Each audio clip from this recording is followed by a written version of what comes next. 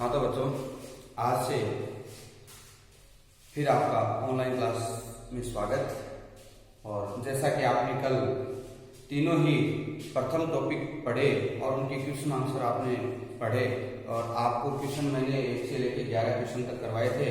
भाषा, व्याकरण, लिपि, जो छोटे बड़े क्वेश्चन मिक्स रूप में बताए थे, आपने उनके बारे में जाना और आपने समझा। मैं समझता हूँ कि आपने नोटबुक में भी नोट कर लिए होंगे।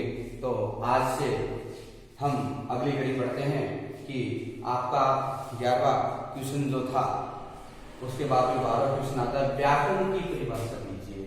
व्याकरण की परिभाषा आपने अच्छे से नोट की है, उसमें से देख करके आपको लिखना है कि व्याकरण क्या है, क्या किसे कहते हैं। जो मुख से लिखित जो ध्वनि होती है उसको लिखित रूप में व्यक्त करना क्या कहलाती है, व्याकरण। या फिर हम इसको यूं भी कह सकते हैं, शुद्ध पढ़ना, लिखना आदि क्रियाएं किसके अंतर्गत आते हैं, ऐसे भी आप लिख सकते हैं। ध्वनि संकेतों को लिपि के माध्यम से बाद में व्यक्त, जो वाणी जो हम बात करते हैं व्याकरण, और व्याकरण से शुद्ध भाषा का निर्माण होता है। इस प्रकार से आप क्या देंगे, शुद्ध पढ़ना, लिखना आदि क्रियाएं जहां होती हैं व्याकरण के अंतर्गत आता है, उसकी परिभाषा इस प्रकार से दे देंगे। ठीक है, मैंने तीनों को मिक्स रूप में बताया, लेकिन व्याकरण की परिभाषा आप किस प्रकार से देंगे, शुद्ध पढ़ना, लिखना आदि क्रियाएं जिस माध्यम से होती है, जिसमें होती है, उसे व्याकरण कहा जाता है। आपको ऐसे से नोट करवाया है। बाद में 13वां क्वेश्चन आपने नोट किया। 13वां, लिखित भाषा से क्या आशय है। लिखित भाषा से क्या आशय है, आपने डाला कि जो उच्चारित ध्वनि संकेतों को निश्चित चिन्हों द्वारा लिखकर अंकित किया जाता है। क्या उच्चारित ध्वनि संकेतों को निश्चित चिन्हों द्वारा लिखकर अंकित किया जाता है, उसे लिखित भाषा कहा जाता है। क्या है, उसे हम किस रूप में मानते हैं, लिखित। जो हम ध्वनि आती उसको जो आवाज के माध्यम से उनको चिन्ह व्यक्त होते हैं, उन चिन्हों को जो हम लिख करके कोई संकेत या पदक्रम होते हैं, पद चिन्ह होते हैं, उसको हम लिखित भाषा कहते हैं। आपको अच्छे से नोट करवाया हुआ है। दूसरा, देवनागरी लिपि में मात्राओं का प्रयोग कब होता है। देवनागरी लिपि में मात्राओं का प्रयोग कब होता है, ये आपको अच्छे से नोट करवाया है। कहाँ होता है, स्वर और व्यंजनों के साथ होता है। सिर्फ और आपको नोट करना है, स्वर और व्यंजनों के साथ होता है। अब आता है आपका 15वां क्वेश्चन कि भाषा के किस रूप में समाज की संस्कृति, इतिहास तथा साहित्य सुरक्षित रहते हैं।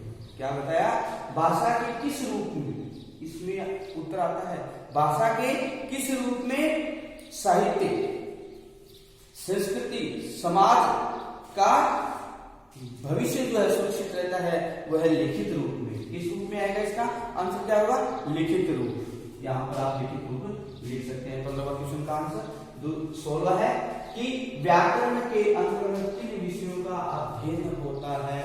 आपसे पूछा जाता है कि व्याकरण के अंतर्गत किन विषयों का अध्ययन होता है, तो आपने सबसे पहले पढ़ा है वर्ण, शब्द, पद, वाक्य आदि का अध्ययन व्याकरण के अंतर्गत आता है, जिससे सुदृढ़ भाषा या काव्य का निर्माण होता है।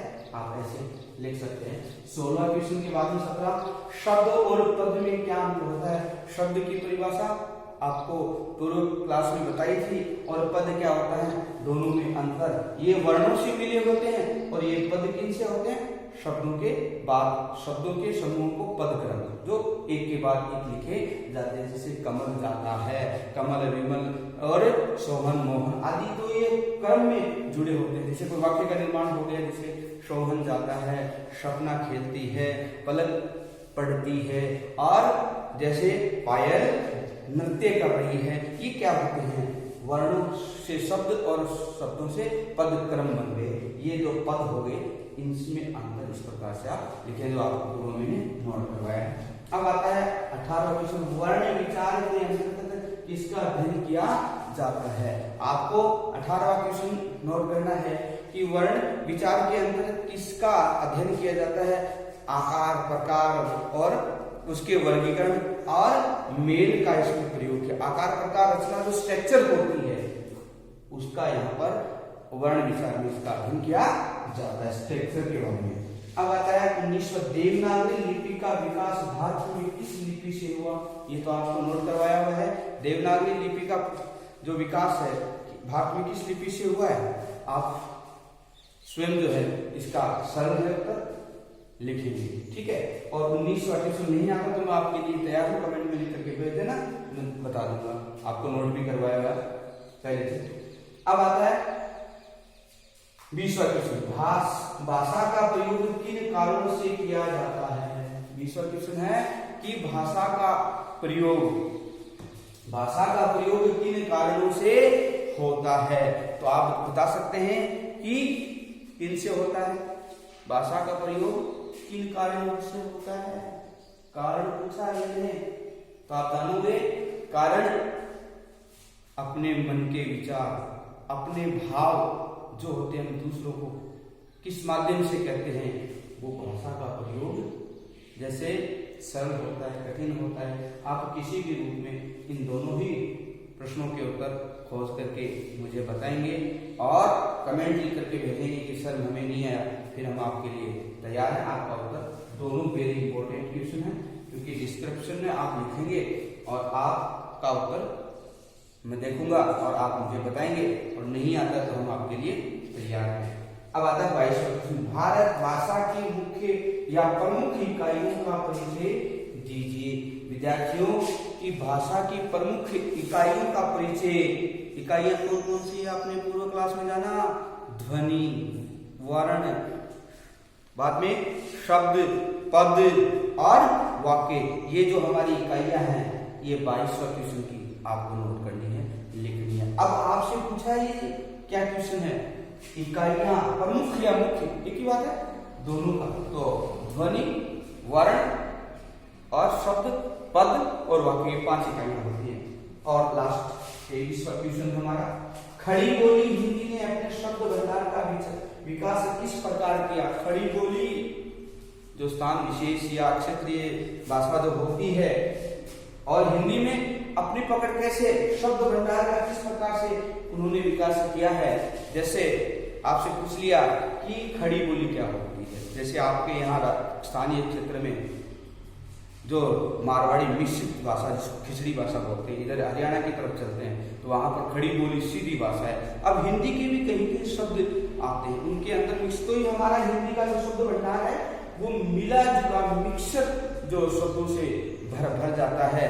तो इस रूप में हमें खड़ी बोली किस प्रकार से हमें इनके बारे में जाने की, संस्कृत पहली चीज है, संस्कृत, उर्दू, अंग्रेजी व अन्य भाषाओं के प्रचलित शब्द निजी शब्दों को शामिल कर अपना लिया गया है। जैसे हम बात है ऊंट गाड़ी, रेल गाड़ी, ठीक है ना, ये अंग्रेजी के भी शब्द हैं, हिंदी के भी शब्द हैं। ये क्या है, सारे जो मिक्स रूप हैं खड़ी बोली में, हिंदी में, ये अन्य भाषाओं के रूप जो है मिला लिए गए। तो आपको क्या है, संस्कृत है, उर्दू है, हिंदी, अंग्रेजी, अन्य भाषाओं के जो मानक प्रचलित रूप है वो मिश्रित रूप में अपना लिए गए हैं, वो खड़ी बोली के शब्द भंडार के रूप में जाने जाते हैं। तो ये थे प्यारे बच्चों आज के 12 क्वेश्चन से लेके 23 क्वेश्चन तक आपको करवाए गए हैं। इनको नोटबुक में अच्छे से करना है और याद करना है, और नहीं आता है इसका आंसर तो मैं आपके लिए तैयार हूं, आप कमेंट लिख करके भेज देना, मैं आपको अच्छे से इसको समझा दूंगा। और मैं आपको बार बार ये कहता हूं कि इस क्लास जो आपको ऑनलाइन क्लास से पढ़ाई जा रही हैं, इनको अपने ज्यादा से ज्यादा कक्षा के जो सहपाठी होते हैं उनको भी जोड़ें, उनको भी शेयर करना, और आपके आसपास आपके रिश्तेदार, आपके जो कजन्स होते हैं उनको भी आप जो व्हाट्सएप के द्वारा, यूट्यूब के द्वारा आपको इनको शेयर करना है, सब्सक्राइब करना है, ताकि मैं समझूं कि आपको भी इसका फायदा मिल रहा है, आपके कजन्स को भी फायदा मिले। मेरा एक ही उद्देश्य है, बच्चों का अधिक से अधिक फायदा लाभ कैसे हो, ये सारी की सारी जो कहानी आप लोगों के समझें और दूसरे भी समझें, और उचित समय पर फायदा हो सके, उम्मीद और आशा है। आगे बढ़ेंगे, कल मिलते हैं अगले क्वेश्चन करने के लिए। धन्यवाद।